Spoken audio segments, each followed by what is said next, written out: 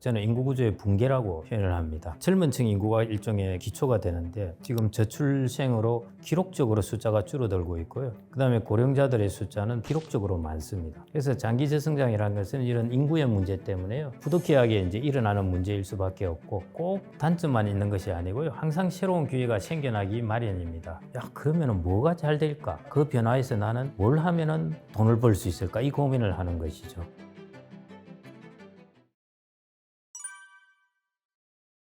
세계에서 유례없이 빠르다고 보시면 되고요. 그래서 저는 인구 구조의 급변이라고 표현을 하지 않고 저는 인구 구조의 붕괴라고 표현을 합니다. 그 속도가 워낙 빨라서 거의 붕괴하는 수준이라고 봐야 됩니다. 왜 붕괴냐 하면은 우리가 구조물이 튼튼해야 되잖아요. 기초가. 인구를 보자면은 젊은 층 인구가 일종의 기초가 되는데 젊은 층 인구는 지금 저출생으로 기록적으로 숫자가 줄어들고 있고요. 그다음에 고령자들의 숫자는 베이비 부모들은 기록적으로 많습니다. 지금은 그래서 당연히 안 나타나죠. 지금 저출생 하더라도 이 사람들이 노동시장에 나가려면 최소 20년 걸립니다. 20년 동안 안 나타나요. 오히려 좋아요. 왜 좋으냐? 애들을 키우려면 비용이 드는데 숫자가 절반인 것 같으면 비용이 절반 든다는 것이에요. 사회적 비용도 그렇고요. 20년 동안 좋습니다. 부담이 적어지니까요. 그래서 저출산하지만 이게 안 나타납니다. 이 비용 부분은. 단지 유아용품 시장이나 산부인과에서는 직접적으로 관계되는 것에서는 나타나겠지만 우리나라 경제 전체적으로 보면 유소년에 대한 부양 비용이 줄어들기 때문에요. 코스트 면에서 좋습니다. 그래서 전혀 안 나타나요. 그런데 이게 20년 정도 지나면 이제 붕괴합니다. 이제 젊은 층이 노동시장에 들어오지를 않네. 생산이 안 이루어지네. 이전에 예를 들어 바나나를 생산을 100명이 바나나를 100개를 생산했는데 이제 바나나 생산한 사람이 20명이 돼버린 것이. 그러면은 바나나를 20개 생산해야죠. 그러면은 100명은 숫자는 100명인데 20개를 생산하면은 1인당 바나나 생산량이 급감하는 것입니다. 이게 우리나라가 장기 저성장이라는 뜻입니다. 그래서 장기 저성장이라는 것은 이런 인구의 문제 때문에요. 부득이하게 이제 일어나는 문제일 수밖에 없고 피해갈 수 있는 방법은 20명이 바나나를 20개 생산하게 됐으니까요. 이전처럼 100개 생산하려면 한 명이 바나나를 5개만 생산하면 됩니다. 생산성이죠. 근데 생산성은 어느 나라나 역사적으로 보더라도 어떤 나라의 생산성이 혼자 막 점프를 해서 높은 적이 없습니다. 그런 생산성에서 획기적인 것을 기대하기는 어렵고요. 그래서 이제 장기 저성장이라는 것은 지금은 제가 말씀드렸듯이 2040년 이런 때가 변곡점이라서요. 그 전까지는 뭐 그래도 지금도 올해도 2.6% 성장하고 뭐 괜찮은가 보다 하는데요. 서서히 이제 깔아앉습니다. 성장률이요. 앞으로 이제 일어날 부분이고 이거 인구의 구조의 일종의 붕괴라고 보시면 됩니다. 붕괴하는 것이 직접 나타날 때 그때는 꽤 무서운 모습으로 나타나지 않을까 싶습니다. 일본은 단카이 세대가 47년, 49년입니다. 그 뒤에도 이제 인구는 좀 여전히 많이 태어났지만요. 압도적으로 많이 태어난 것은 47년, 48년, 49년인데요. 우리나라 같은 경우에는 훨씬 깁니다. 55년부터 했어요. 한 74년 정도까지입니다. 중간에 물론 한 4, 5년 비어 있죠. 근데 그건 뭐 다 같이 통칭한다고 그러면요. 대충 55년에서 74년생 이르기까지 베이비 부모들이 두툼하게 자리 잡고 있습니다. 그 말은 노동력이 풍부하다는 것이에요. 앞으로 재취업 시장, 여기는 여전히 레드오션이죠. 사람들이 계속 들어오니까요. 60대 노동력은 여전히 풍부합니다. 앞으로도 뭐 제가 보기 최소 10년, 20년 정도는 60대 노동력은 풍부하게 유지되는 것이고요. 그게 일본하고 조금 다른 점이고 그래서 일본은 이제 오랫동안 그런 사람도 일을 하고 하는데요. 우리나라는 이 시장이 여전히 레드오션입니다. 그래서 여러분들이 이 시장이 잘 준비를 하셔야 돼요. 진짜 이 시장이 치열합니다. 일본은 그래서 정년을 70세까지도 하고 그러지 않습니까? 그 사람들의 노동도 필요한 것이죠. 숫자가 그렇게 많기는 하지만 아주 많지가 않으니까요. 그런데 우리는 정년을 60세 하더라도요. 정년을 연장할 필요가 없다는 것이 두 가지 이유가 있는데요. 첫 번째가 대기업이나 공기업은 청년들이 들어가고 싶어 하기 때문에 정년을 연장하면은 오롯이 혜택받는 것은 대기업이나 공기업인데 그러면 청년들 일자리하고 충돌한다. 그게 이제 첫 번째 정년 연장을 고려해 봐야 된다는 것이고요. 그 다음에 정년 연장의 두 번째 이유는 노동력이 부족해서 노동력을 더 활용하려고 하는 것인데 지금 60대들은 노동력이 풍부해서 이거 정년 연장하지 않더라도 얼마든지 숫자가 있다는 것입니다. 그게 이제 일본하고 좀 다른 점입니다. 그래도 60년대생들은 고도성장기를 살았지 않습니까? 퇴직하고 나서는 이제 레드오션입니다. 이런 거를 이제 좀 받아들이셔야 되고요. 반면에 30대, 40대 이 사람들은 70살까지 일해야 돼요. 사람 없습니다. 그때까지 그냥 일을 하고 싶으면 할 수 있습니다. 그런 시기가 오게 되지 않을까 싶습니다. 이제 시간이 좀 지나고 나면은 전체적으로 노동력이 부족해지는 것이죠. 그래서 아마 이민이라든지 뭐 여러 가지 로봇의 활용 이런 것들의 이슈들이 좀 생겨날 것 같고요. 그것들이 어떻게 변화될지는 앞으로 한 10년 이상 이후의 일이니까 이런 식으로 이제 노동시장은 그렇게 변할 것 같고 주로 우리나라의 성장을 드라이브하는 것은 수출 산업입니다. 그리고 수출 대기업들이고요. 그렇기 때문에 우리나라의 고령 사회에 영향을 받아가지고 산업 구조의 스펙트럼이 확 변하지는 않습니다. 앞으로 아프리카 인구가 얼마나 증가합니까? 그 다음에 인도도 얼마나 다 젊은 애들이에요. 그렇기 때문에 물론 선진국은 늙어가지만요. 그래서 전 세계 시장을 대상으로 하는 우리나라의 수출 산업의 산업 구조는 결국 전 세계의 인구를 보면서 판단을 해야 될 것 같고요. 우리나라의 내수 산업 구조만 살펴봐야 됩니다. 그렇게 본다면 확연하게 고령자들이 소비를 할 수 있는 이 시장은 당연히 커지게 되는 것이고요. 그런 게 의료 시장, 그 다음에 레저 시장. 이런 것들은 당연히 커지게 되는 것이죠. 그에 비해서 교육시장 이런 것들은 확 줄어드는 것이죠. 뭐 확연하게 보이는 것입니다. 그런 부분에 있어서의 산업의 변화는 확연하게 일어나는 것이죠. 급격하게 일어날 겁니다.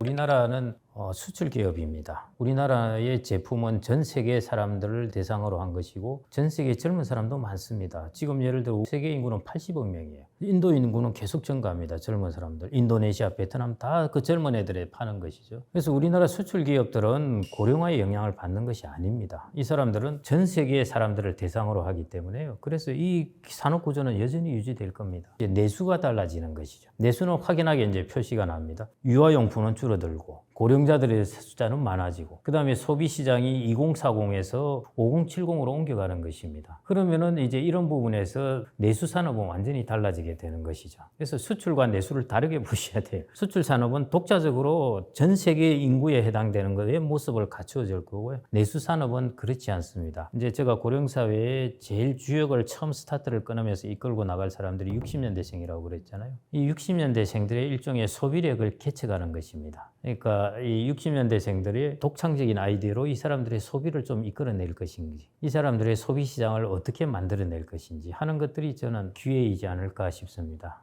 고령자에만 한정해서 본다면요. 이제 서구 사회도 고령자가 많이 늘어났으니까 일반적으로는 제일 많이 이제 회자되고 있는 것이 헬스케어하고 바이오 관련된 것 이런 부분이고요. 그 다음에 이제 미용에 관련된 것, 코스메틱에 해당되는 것도 거기에 해당될 수 있고요.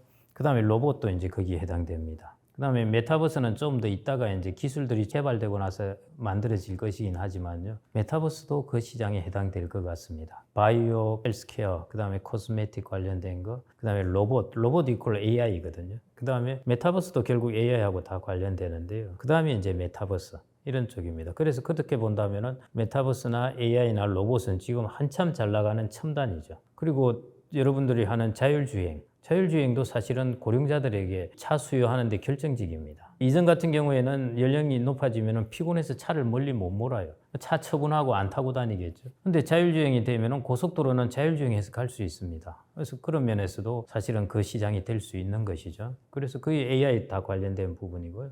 역시 이 시장들 괜찮습니다. 그 다음 바이오나 이런 것들도 다 첨단이잖아요. 그래서 제가 이제 말씀드린 게 어떤 거냐 하면은 우리가 고령산업 하니까 보청기 뭐 이런 걸 생각을 하세요. 그 다음에 뭐 휠체어, 지팡이 뭐 이런 것들을 생각을 많이 하는데요. 완전히 달라졌다는 것입니다. 바이오만 하더라도 최첨단이죠. AI가 결국 바이오하고 결합돼서 바이오를 키우는 것이거든요. 뭐냐면은 실험하는 것, 이런 것들을 기간을 훨씬 짧게 만들어주니까요. 바이오도 그렇죠. 헬스케어도 그냥 헬스케어입니까? 요즘 헬스케어는 디지털 헬스케어입니다. 그러니까 디지털이 첨단으로 들어가는 것이죠. 그 다음에 일본에서 그런 게 많이 있는데요. 예를 들어 반려 로봇이라든지 로봇을 한 이만한 것 갖다 놓고 대화를 해주는 거예요. 요즘은 이제 우리나라에서 그냥 하는 것은 나이 드신 부모님들 카메라가 있으면서 이게 이제 활동력이 안 보이면은 자동으로 신고가 가는 겁니다. 뭔가 어디 쓰러졌을지 모르겠다 하는 것이죠. 왔다 갔다 움직이는 것이 보이면은 놔두는데요. 움직이는 것이 일정 기간 안 보인다 하면은 자동으로 신고가 들어가는 것이죠. 그런 것도 이제 디지털 혁신적인 제품인 것이죠. 그래서 저는 고령사회 하면은 좀 앞으로 첨단 제품하고 많이 결합될 거라는 겁니다. 네이버에 놓은 것 중에 하나도 인공지능이 전화를 해주는 것이거든요. 그래서 사람이 전화를 하려면 얼마나 시간이 걸리겠습니까? 인공지능은 동시에 900통화도 할 수 있어요.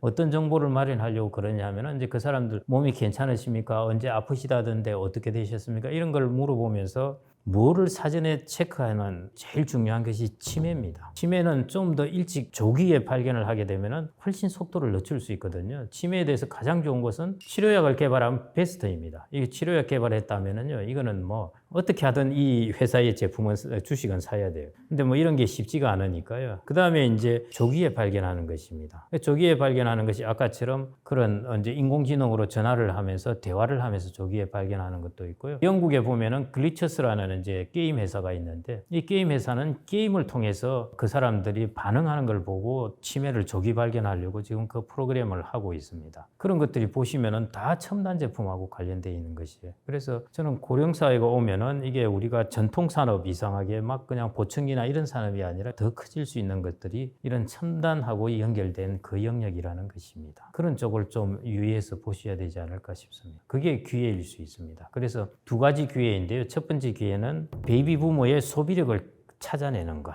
이 사람들도 자기 소비가 뭔지 몰라요. 그렇기 때문에 비즈니스 한 사람들이 이런 제품을 딱 서비스를 마련해주면 야 이거 좋네 하고 소비를 하는 것이죠. 그래서 그 사람들의 소비력을 찾아내는 것이 하나의 시장이 될 수 있고 기회가 될 수 있는 것이고요. 그 다음에 두 번째가 고령 사회와 결합된 첨단 제품들. 이 여기 또 이제 관련될 수가 있습니다. 이 두 가지가 저는 고령 사회에서 기회가 될 수 있지 않을까 싶습니다.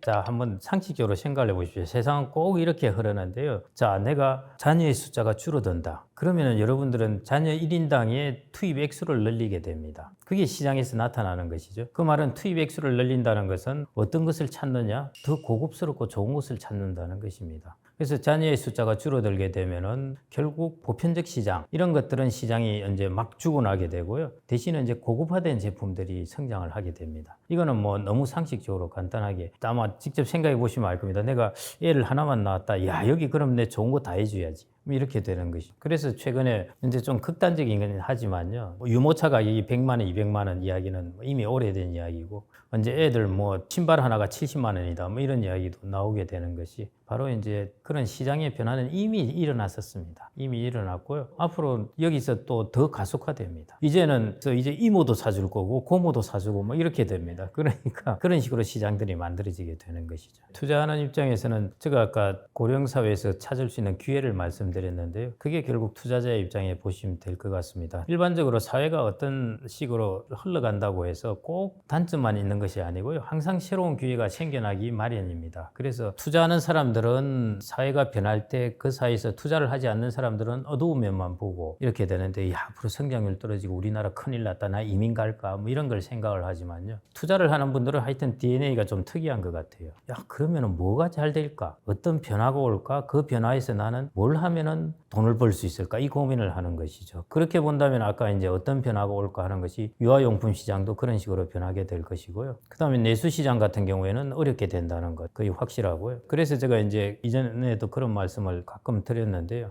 IMF와 달리 이제 구조적인 변화입니다. 내가 지방에 있는 대학 옆에 카페를 하고 있는데 최근에 카페가 잘 안 되네. 이전 같으면은 한 불경기가 오면은 2년 지나고 나면은 다시 좋아집니다. 그런데 그게 아니라는 거죠. 카페가 잘 안 되네? 계속 안 될 거라는 겁니다. 그래서 그런 부분이 인구의 흐름에 관련된 나의 비즈니스에서 아주 역행적인 부분에 있다. 이런 부분은 접어야 되는 것이죠. 왜냐하면 우리의 인구는 붕괴하는 수준이기 때문에. 그래서 그런 부분은 접어야 되고, 그럼 어떤 곳으로 옮겨가냐? 일본에 보면은 얼마든지 다른 것들이 많이 나옵니다. 예를 들어 뭐 장례 관련된 것들은 지금 일본은 다사사회라고 너무 많이 죽어서 이제 그렇게 이름이 붙이거든요. 그래서 거기에 관련된 것들도 이제 아주 많이 될 거고, 요양 비즈니스 이런 것들은 앞으로 크게 성장하는 분야이죠. 그런 부분에서 기회를 이제 찾으셔야 되고요. 그 기회가 아까 5070은 어느 정도 소비력이 있을 때입니다. 이런 사람들에게 소비력을 창출해서 이끌어내야 돼요. 비즈니스 하는 사람들은 그 사람들이 와서 무슨 물건 주세요 해서 파는 게 아니라 거기 가가지고 이런 물건 하나 만들었는데 어떠세요 해서 팔아야 되는 것이 비즈니스 하는 기업인들입니다. 그런 사람들이 이제 그런 제품을 만들어서 소비 시장을 창출해야 되는 것이고요. 그게 이제 기회 중에 하나이고, 그 소비 시장은 확실히 2040보다는 앞으로 커지게 됩니다. 그 시장이고요. 두 번째가 이제 아까 말씀드렸듯이 세계적으로도 선진국도 고령화가 되고 있거든요. 그런 것들에서 바이오라든지 헬스케어 이런 것들은 장기적으로 흐름은 유지될 수밖에 없습니다. 그래서 그런 부분에 이제 좀 내가 비즈니스를 한다면 그런 쪽 영역으로 나가고 그런 쪽으로 투자하는 것도 괜찮으실 것 같고요. 그리고 내가 비즈니스를 뭔가 새로 해보겠다. 뭐 나이 들었는데 그래도 좀 퇴직을 해서 뭔가를 또 그래도 안정적으로 해보고 싶다. 이러시면은 아마 일본에 가셔가지고 한 6개월 정도 이렇게 쭉 다니시면서 일본 말도 익히고 일본 자료도 보고 그 흐름도 보시면은요. 일본이 그래도 우리나라보다 한 20년 정도 앞서서 이런 것들의 변화가 있었습니다. 그래서 그 변화를 이렇게 차곡차곡 정리를 해놓으면은 이게 앞으로 우리나라에서 일어날 변화들입니다. 백투더 퓨처 보면 그런 게 나오죠. 그 이전에 자기의 미래 그걸 가지고 베팅을 해서 떼돈을 버는 거 있잖아요. 이거 누가 이길 것 같냐? 자기 다 알고 있으니까요. 그럼 떼돈을 버는 것입니다. 그 백투더 퓨처가 바로 일본에서 고령사회가 진행되면서 일어난 일들입니다. 그걸 한 장을 딱 갖다 놓고 보시면은 아, 우리나라가 앞으로 이렇게 변해가는구나 하는 것들에서 여러분들도 비즈니스 기회를 또 찾을 수 있지 않을까 싶습니다. 고령자들이 액티브 시니어들이 갖고 있는 자산, 소비력 이런 것들을 활용하는 것이 그게 저는 하나의 기회가 될 수 있을 것 같습니다.